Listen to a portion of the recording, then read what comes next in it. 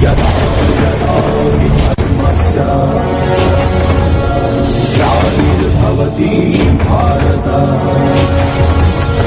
अभ्युत्थानमधर्मस्य तदात्मानं सृजाम्यहम्।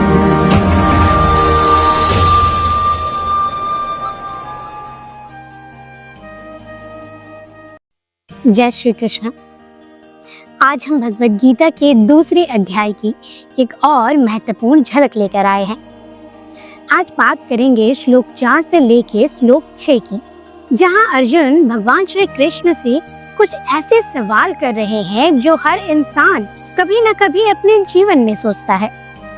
युद्ध के मैदान में अर्जुन के दिल और दिमाग में क्या चल रहा था और उसने किन शब्दों में अपनी चिंता श्री कृष्ण के सामने रखी थी, यही हम इस वीडियो में देखेंगे। तो आइए शुरू करते हैं आज की ये आध्यात्मिक यात्रा।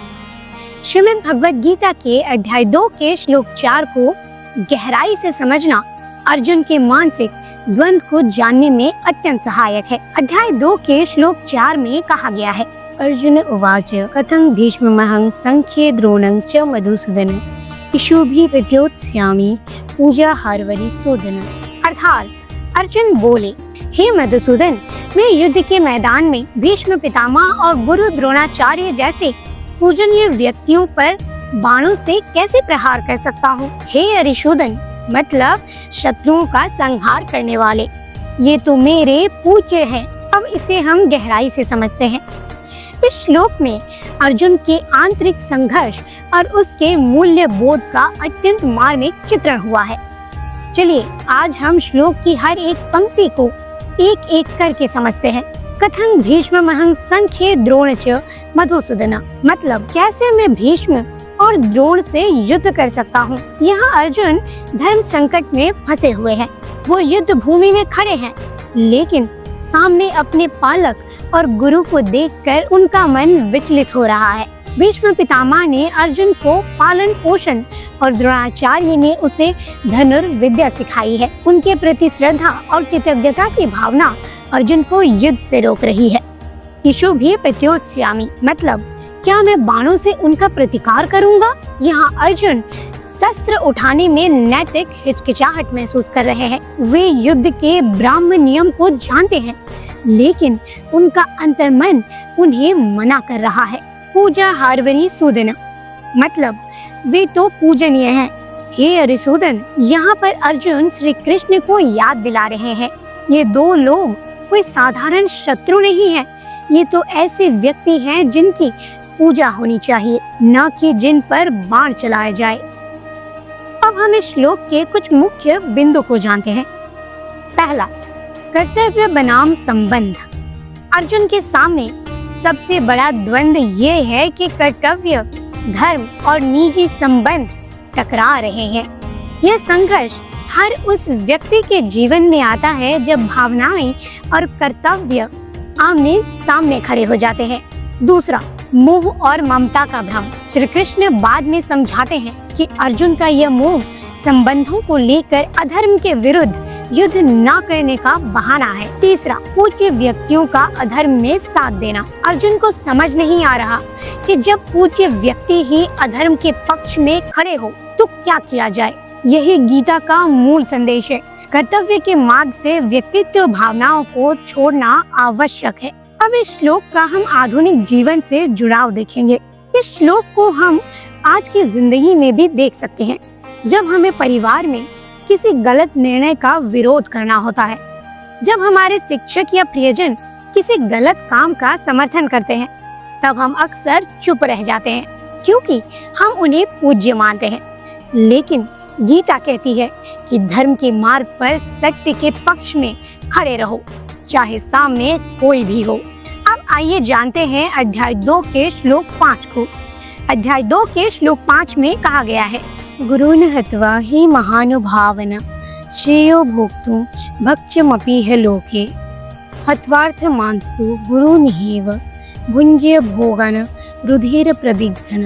अर्थात ऐसे महान और अनुभवी गुरुजनों को मारकर जो मेरे लिए मार्गदर्शक और आदरणीय है। मैं युद्ध में जीत कर भी भोगों का आनंद लेना पसंद नहीं करूंगा। इस संसार में भिक्षा मांग कर भी जीना मेरे लिए श्रेष्ठ है। लेकिन यदि मैं स्वार्थ के लिए अपने गुरुजनों को मारता हूँ तो मेरे द्वारा प्राप्त सुख और भोग सभी रक्त रंजित होंगे, यानी वे पवित्र नहीं होंगे, उनमें अपराध का दाग रहेगा। अब हम इस श्लोक को गहराई से समझते हैं। गुरु न हत्वा ही महानुभावना, मतलब गुरुजनों को मारकर अर्जुन का कहना है जो लोग मेरे जीवन के मार्गदर्शक हैं और आदर्श हैं, उनके विरुद्ध हिंसा करना मेरे लिए बहुत बड़ा पाप होगा। ये लोग केवल शत्रु नहीं बल्कि मेरे सम्मान और ज्ञान के स्तंभ हैं।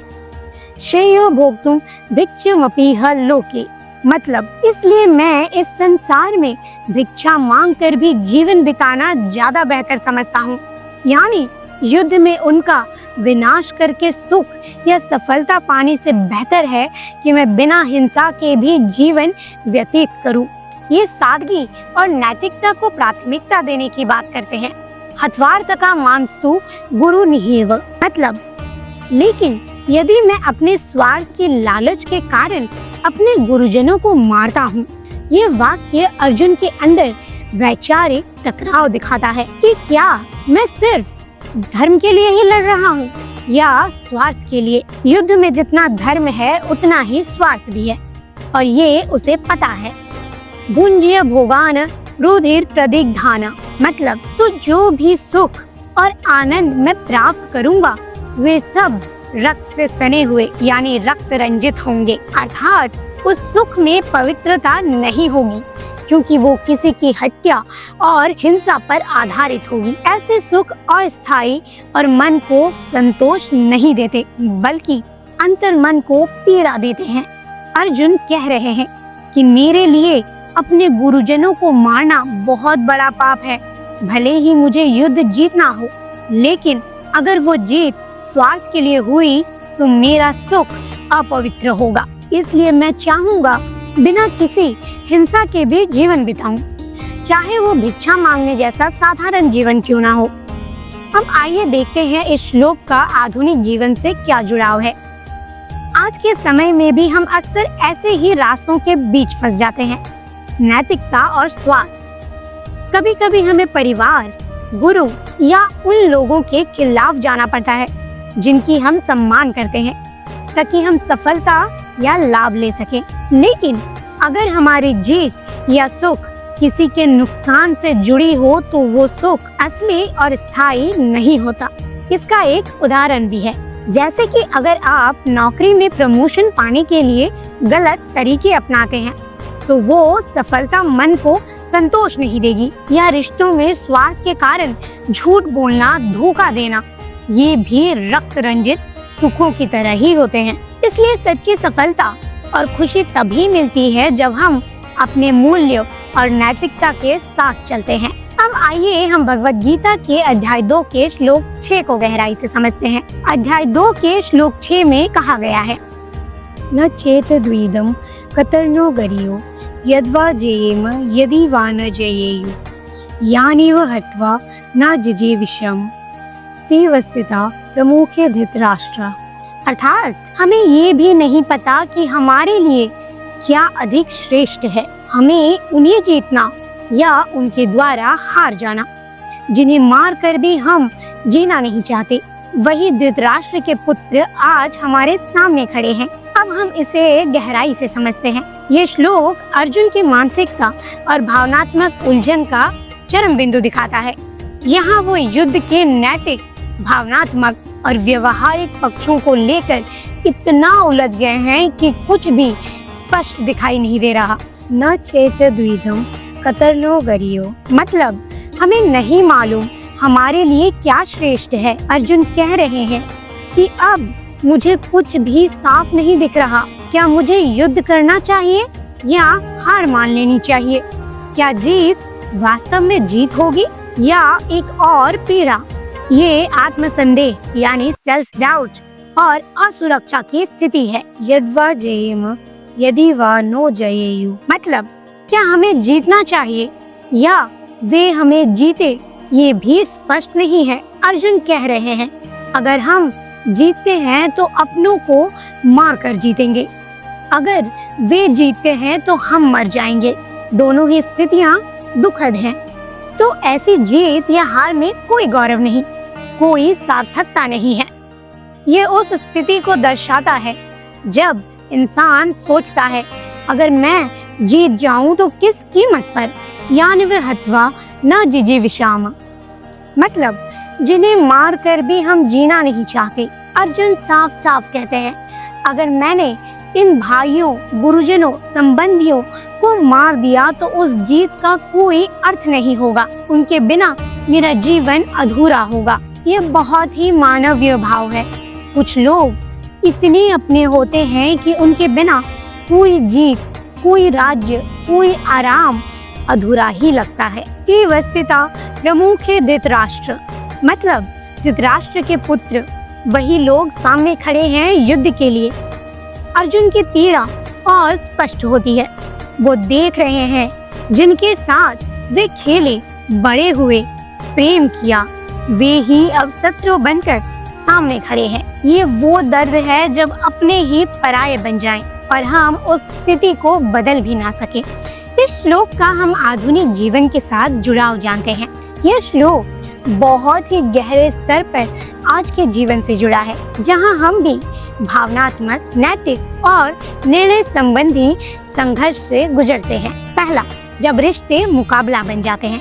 कई बार जिंदगी में हमें उन्हीं लोगों के खिलाफ खड़ा होना पड़ता है जिन्हें हम प्यार करते हैं, जैसे व्यापार में भाई, कोर्ट केस में रिश्तेदार, नौकरी में दोस्त या गुरु। अर्जुन की तरह हमें भी लगता है कि क्या मैं इन लोगों से जीत कर भी खुश रहूंगा। दूसरी, जब जीत भी हार जैसे लगे। आपने सब कुछ सही किया, मेहनत की, सफलता पाई, लेकिन अगर रास्ते में आपने अपनों को खो दिया, रिश्ते टूट गए, तो वो जीत भी अंदर से खाली लगती है। यही अर्जुन महसूस कर रहे हैं। तीसरी, आत्मसंदेह और भावनात्मक धुन। जब दिल और दिमाग दोनों उलझे हों, क्या करूं, क्या सही है, तब हम भी अर्जुन की तरह ही सोचते हैं कि क्या छोड़ दें और क्या पकड़ के रखें। ये श्लोक अर्जुन की उस मानसिक स्थिति को दर्शाता है जहां भावनाएं, मूल्य और परिस्थितियां टकरा रही हैं। यह सिर्फ युद्ध की बात नहीं है, यह हर उस इंसान के जीवन की लड़ाई है जहां सही गलत के बीच निर्णय लेना बहुत मुश्किल होता है। ये वही स्थिति है जहां गीता की असली शुरुआत होती है, जहां श्री कृष्ण मार्गदर्शन देते हैं और मनुष्य को धर्म, कर्तव्य और विवेक के रास्ते पर लाते हैं। तो दोस्तों, आज हमने अध्याय 2 के श्लोक 4 से लेके श्लोक 6 को गहराई से समझा। मानसिक स्थिति के दर्शन, जहां वो धर्म, कर्तव्य और भावनाओं के बीच फंसे हुए हैं। इन श्लोकों से सिर्फ अर्जुन की दुविधा नहीं, हर उस इंसान का संघर्ष छिपा है जो अपने जीवन में किसी महत्वपूर्ण फैसले के द्वार पर खड़ा होता है। यह सिर्फ एक युद्ध की शुरुआत नहीं, आत्मबोध की शुरुआत है। आगे आने वाले श्लोकों में भगवान श्री कृष्ण अर्जुन को केवल जवाब ही नहीं, बल्कि एक नया दृष्टिकोण देते हैं। दोस्तों, अगर आपको ये वीडियो जरा भी पसंद आई हो तो वीडियो को लाइक करें और चैनल को सब्सक्राइब करना ना भूलें, ताकि अगली कड़ी आपसे मिस ना हो। और कमेंट्स में जरूर बताएं, क्या आपने भी कभी ऐसी स्थिति का सामना किया है जहां सही और गलत के बीच फैसला करना कठिन था। मिलते हैं अगले वीडियो में अध्याय 2 के श्लोक 7 से लेके श्लोक 10 को गहराई से समझने के लिए, जो गीता का टर्निंग पॉइंट है। तब तक के लिए जय श्री कृष्णा।